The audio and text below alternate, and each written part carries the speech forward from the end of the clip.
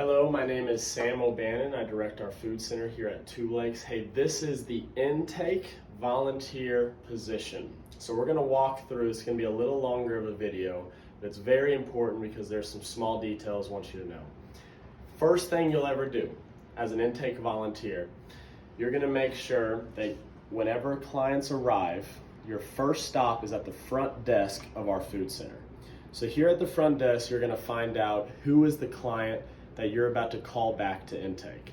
How you find that out, if you're an intake worker, you walk up to the front desk, there'll be a receptionist right here who will be able to talk with you, but you're gonna make your attention to this sign-up sheet. On the sign-up sheet is gonna be a list of who is up next in our waiting room right here. This will normally be filled up. But where you'll find out about who's next is you'll see whoever is not highlighted, so the name under the previously highlighted person is who you have next. Whenever an intake volunteer retrieves and collects a client, the front desk worker highlights their name. That means they've been helped with intake, which also means that you don't have to call their name. So in this case, Stan has already been taken back by an intake volunteer. So next up would be Sarah Johnson.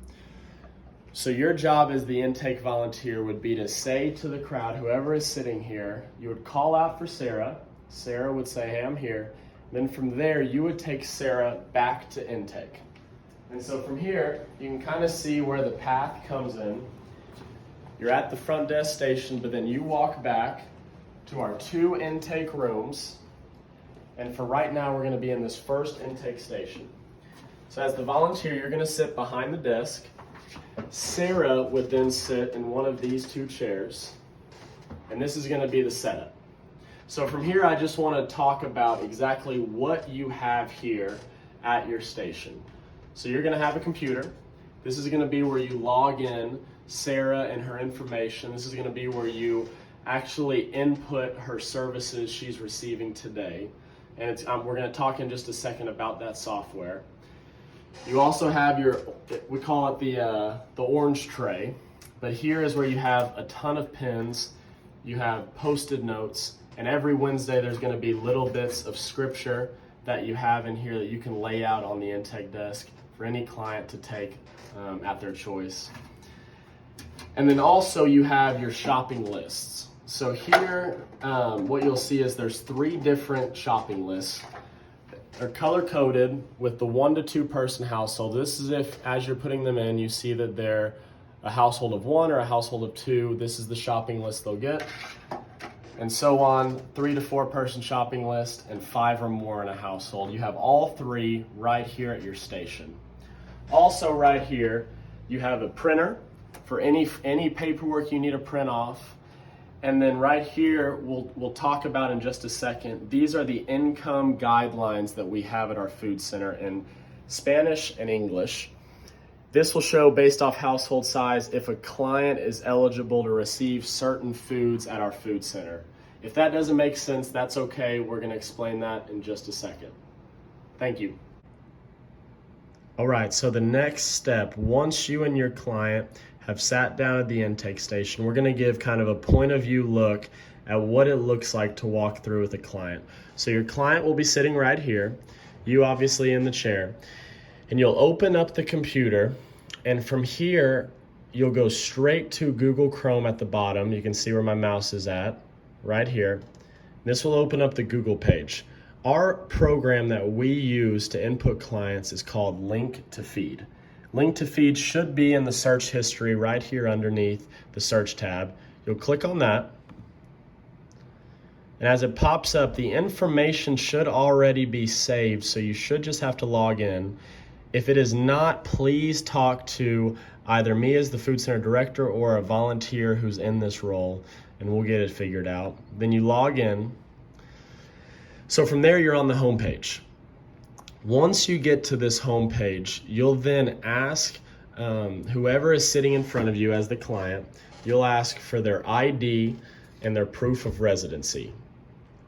From here, this ID can be anything from a photo ID, a driver's license, a social security card. It can be anything with their legal name on it, and we will take it. We also ask for the first time that a client arrives that they provide their proof of residency. If the client does not have their proof of residency in their first arrival time, that is okay. I'm gonna say that again. If a client doesn't have their proof of residency in their first time arriving here, that is okay. We will serve them that day, and that is okay. We are asking that next time they come in, that they bring their proof of residency. The only thing we require upon arrival every time is an ID of some kind. But this is important right here.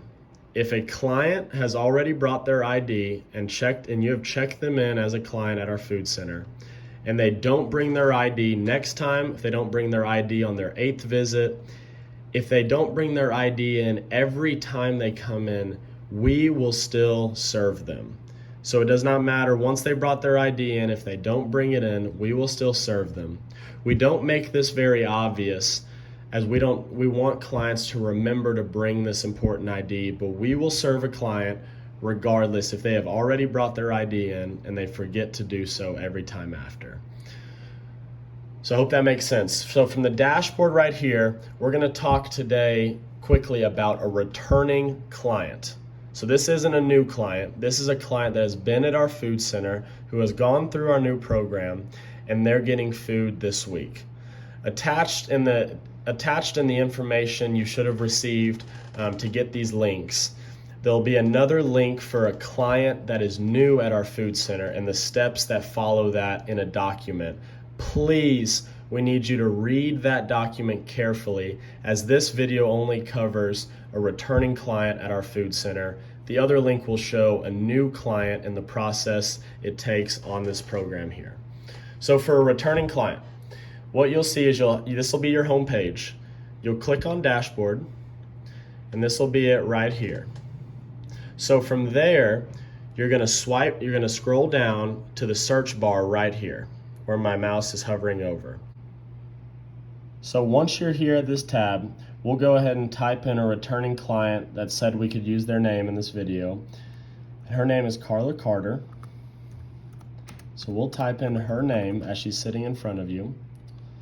And as you see, it pops up right here. So we'll click her name. It'll go ahead and search and bring up her profile. So from here, what you're gonna wanna do is, because all of these bars have already been filled in, as she is not a new client, you're gonna go straight to the Notes tab, and you're gonna see if there's any notes that are on Carla from her last visit. This is important because if there is anything in her last visit that would show any type of precaution, or if there would be any activity that was concerning from an intake volunteer, or any paperwork she might be missing, right here is where it'll show any of that info, so you can help guide your client to what they need to do. But if there's nothing here, or if those items have been solved, you'll go straight to services. So from services, you'll go straight down to these two boxes right here. Basically what these two boxes show, on the left you see new TFAP USDA food pantry assistance. You'll notice that Carla here is eligible for that assistance, which means that any USDA or TFAP food, what that is, USDA and TFAP food is food that our food center gets for free from the Regional Food Bank of Oklahoma. But in order for clients to be able to receive that food, they must meet or be below these income guidelines that are posted right next to you. So as you're doing the intake, as a new client, you'll see it in the link that we provided on the sign up page, on the link that you received in the email. If a client is below this income level, if their household is below this income level on an annual basis, they will be able to be eligible then for TFAP USDA food pantry assistance. If a client is above the income level to receive this USDA TFAP food, this will show up right here as ineligible. And so from there, you'll click New Food Pantry Assistance. But as you see right here with Carla is eligible for food pantry assistance. So we would click on the blue, and we'd scroll all the way down. We wouldn't fill in any of these boxes either. We're going to skip over referrals. If there is any additional notes that you would like to make specifically to that visit today, you have a tab right here to do so in the notes section. But at the very end, the most important thing is the client e-signature. And so what you'll see is this is just a signature certifying that Carla has received food pantry assistance this week. And so for right now, unless you're told differently by the food center director, we're going to click signature type and do verbal consent. So this is your job as the volunteer, the intake volunteer, is to say to the client who's sitting in front of you, Carla, do you certify today that you're receiving food from our food center? If they say yes, then you're just clicking verbal consent. The signatory right here will show her name, and then it'll show the date right here, and all you're gonna do is press save right here. So once you've saved it, it'll show success at the top right, visit recorded successfully, and your job on the screen is done. I'm gonna show you as well what it'd look like if she wasn't eligible for food pantry TFAP assistance. So as you can see, it's very simple between these two, very similar processes, just the buttons mean different things. So once you're done with that, you're done with the computer side of things, except for going back to the profile. Because on the profile, when you scroll down, sorry, I clicked the wrong thing, this is personal. When you go to personal, you can scroll down, and as you get to the bottom, you can see how many people are in Carla's home. So as you can see, she has 5 or more people in her household. So from here, you're gonna go to your shopping list as Carla's in front of you, and you're gonna see the 5+ person shopping list.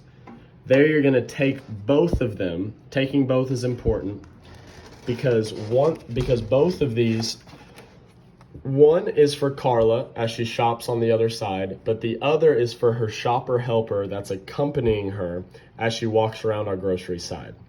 So from there, you're gonna take one Post-it note, you're gonna put it down, and you're gonna put Carla's name on that Post-it note, just her first name, and then her family size.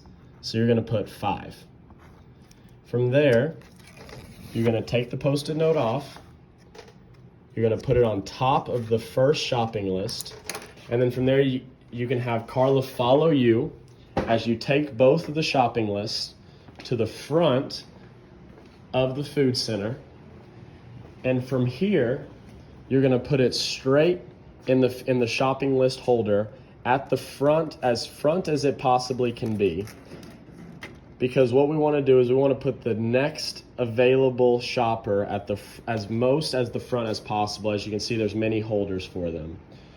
From here, the shopper helper is going to take care of Carla the rest of the way. And your job with Carla is done right here. You can ask Carla to please have a seat in our waiting room until the shopper helper arrives. And then you are able to then get your next client. Thank you so much.